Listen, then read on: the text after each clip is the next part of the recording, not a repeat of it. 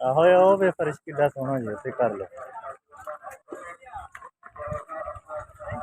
है मगर रहन दे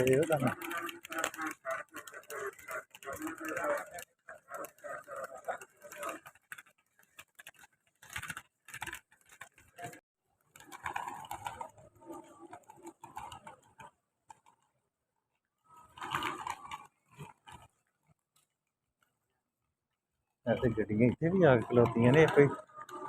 VIP होने मैं क्या कोई MNA MP होने ने डबल डोर जिन्होंने इधर आग खलोती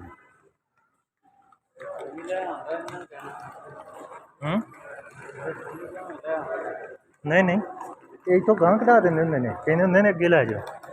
अं उत्ते जाके वेखिया उत्ते खलोन नहीं देंगे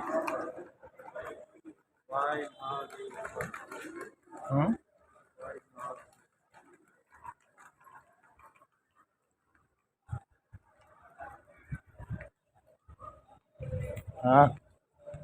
सांभो अपना